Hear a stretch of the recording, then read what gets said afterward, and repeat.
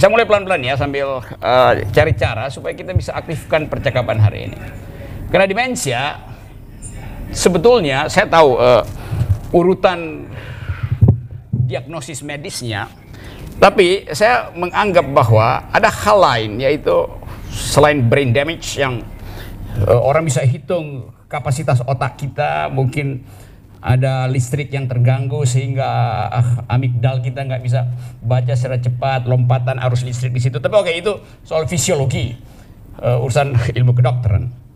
Tapi seringkali juga awalnya adalah semacam defisit dalam kognitif. Jadi defisit kognitif itu membuat orang ragu untuk mengucapkan kalimat, gugup untuk mempertahankan argumen, cemas untuk punya pendapat. Itu menyebabkan demensia, menyebabkan Alzheimer juga tuh. Jadi sebetulnya ada wilayah lain yang mau kita bicarakan sekarang, yaitu bertanya, kenapa kepikunan itu makin cepat berlangsung di Indonesia tuh. Terhubungkah itu dengan situasi sosial kebudayaan kita yang gagal mengaktifkan pikiran itu? Ini hipotesis saya sebagai orang yang sekedar pembaca jurnal ilmiah itu. Kalau kita lihat senior kita, founding person kita, founding parents kita,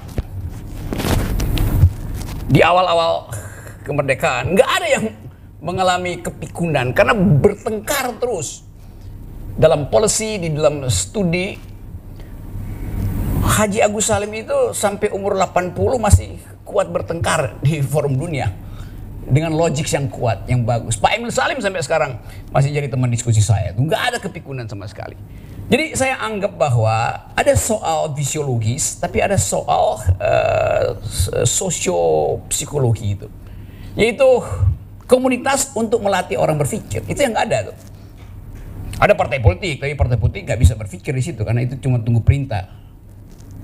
Ada DPR, tapi DPR nggak bisa orang bicara di situ karena speakernya seringkali juga dikunci. Ada universitas, tapi saya 15 tahun dan sampai sekarang saya masih mengajar online, nggak ada semacam keinginan untuk bertengkar dengan dosen tuh. Padahal ilmu bertumbuh kalau ada pertengkaran, jadi ada feodalisme di kampus itu. Semua ini mesti kita riset dan saya usulkan nanti Fakultas Kedokteran bekerja sama dengan Rukun Senior Living dan pusat-pusat analisis gerontologi untuk lihat aspek sosiokultural yang menyebabkan bangsa ini gagal berpikir dengan akibat naiknya demensia. Sekali lagi ini hipotetik dari saya yang tentu ingin diuji keadaannya. Jadi itu poin saya. Karena itu kesempatan ini adalah penting bagi kita untuk mengerti bahwa komunitas itu adalah dimensi sosial untuk mencegah demensia. Dimensi sosialnya. Nah kadang-kala sumbernya itu mulai dari seorang senior, orang tua kita ada di rumah mewah, dia lihat televisi, dia pagi-pagi hiruk pikuk tetangganya, tapi dia sendiri tidak punya teman bertengkar, teman berpikir. Ada keluarga, tapi keluarga rawat dia untuk memanjakan dia. Padahal dia butuh satu forum, satu situasi, satu community yang membuat dia merasa bahwa saya ingin bertengkar.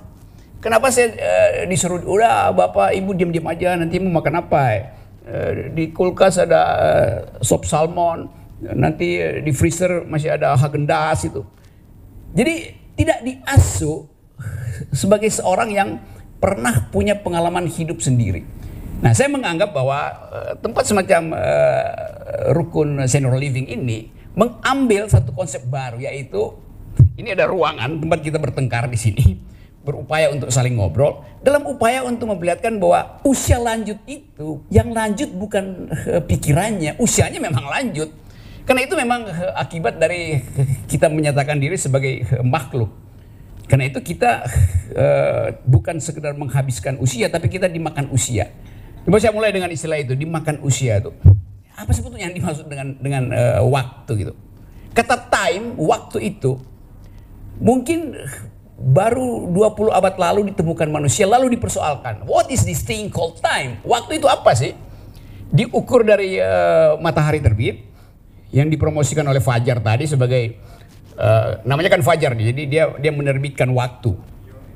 Lalu kita tiba pada ujung dari waktu, yaitu senja. Tadi siapa namanya MC yang Alivia. Alivia itu kalau saya nggak salah dalam bahasa Yunani artinya ujung. Yes. Apa namanya? Coba dicek. Alivia artinya sesuatu yang dihasilkan oleh yang di atas. Itu namanya alivia. Jadi dia pasti di ujung. Jadi fajar menyingsing lalu tenggelam ditunggu oleh alivia itu.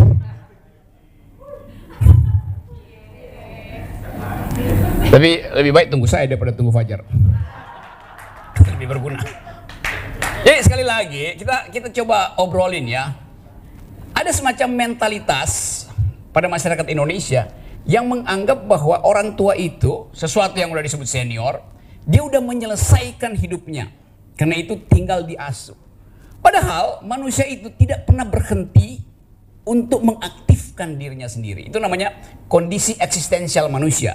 Di dalam filosofi kalau kita sebut manusia adalah potensi, artinya setiap detik dia bisa menghasilkan ulang hidupnya. Itu namanya status manusia secara filosofi. Dia bisa mengubah koordinat sosial, koordinat dirinya dengan mengambil keputusan. Jadi seorang senior kalau dia berhenti mengambil keputusan, dia memang langsung jadi pikun. Dengan kata lain, bukan sekedar senior, setiap orang yang berhenti mengambil keputusan itu langsung jadi pikun. ABG, millennials yang nggak mau membuat keputusan langsung jadi pikun juga tuh. Karena dia menentang sifat evolusi manusia untuk survive. Sesuatu yang secara sunatullah diberikan oleh alam, bahwa manusia itu hidup untuk survive. Survive artinya mengambil keputusan itu. Jadi sinopsis itu yang saya kira penting, bukan untuk kita tapi untuk millennials terutama. Karena seringkali millennials ini yang menghambat orang tuanya untuk mengambil keputusan.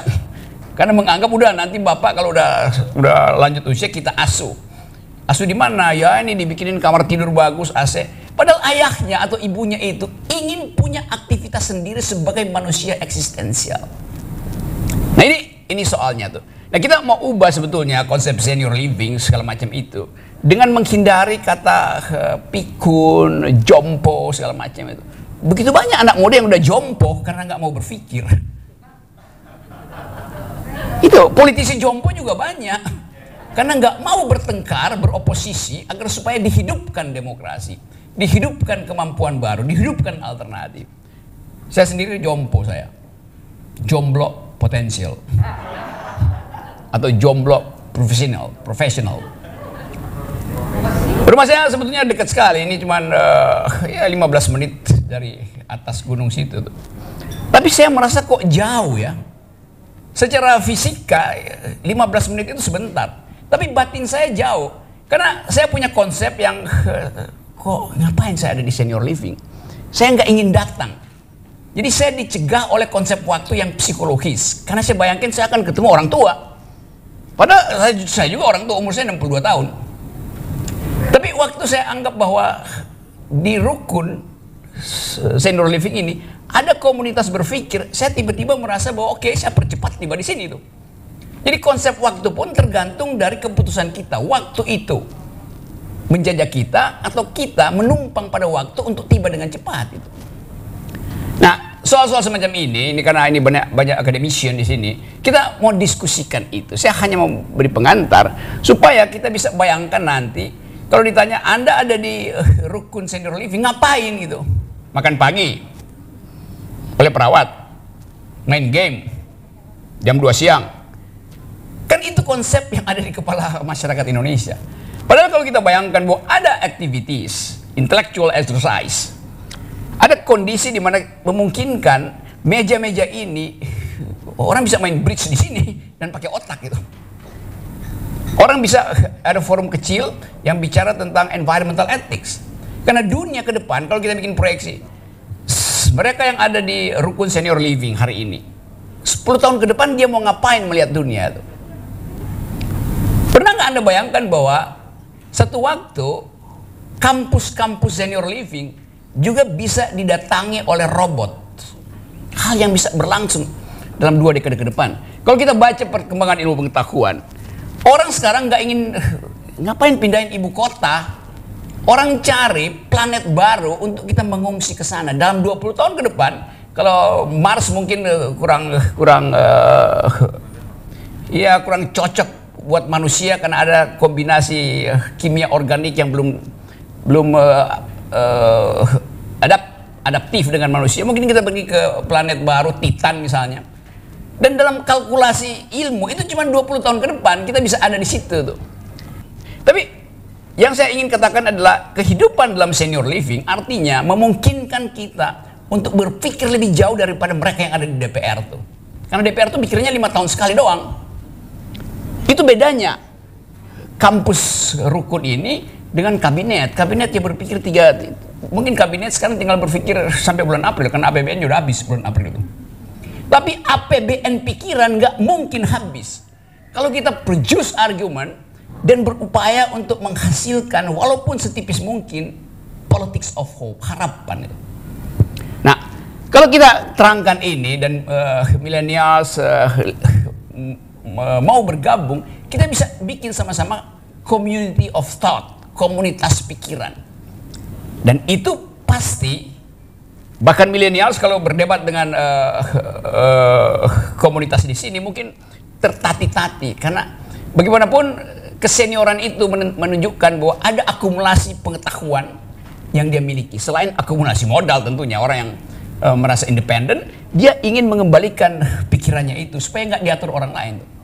Jadi sekali lagi teman-teman, kita diskusi, saya jangan panjang-panjang dulu supaya ada sesuatu yang kita sisakan untuk kita pertanyakan. Nah, kuncinya adalah lakukan secara rutin aktivitas semacam ini supaya kita bisa beritahukan bahwa senior living itu bukan tempat orang cari suaka karena usia tuh. Senior living itu adalah tempat orang memaksimalkan kembali potensi yang pernah dia miliki sebelum dia dinyatakan sebagai senior living hanya karena KTP-nya bertulis seumur hidup. Padahal yang seumur hidup itu ada otaknya, pikirannya. Jadi dengan cara itu kita rubah mindset agar supaya pengetahuan kita tentang waktu, tentang usia juga kita lekatkan dengan pengalaman kita dan kemungkinan kita untuk menerbitkan dunia baru. Nah, dunia baru itu yang nanti kita bicarakan, bagaimana pengaruh teknologi pada kehidupan senior, bagaimana new kind of environmental ethics sekarang mendominasi dunia, bagaimana agar supaya cara kita hidup betul-betul bergembira karena kita punya pikiran.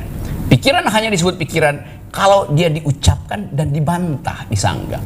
Nah, kehidupan semacam ini pasti ada di dalam situasi senior living. Kenapa? Karena otak tidak mungkin berhenti itu. Otak hanya bisa dihentikan bukan oleh kimia, tapi oleh kehendak dia sendiri. Saya bisa hentikan otak saya sekarang juga, tapi saya juga bisa katakan, oke, bangkitkan lagi otak itu.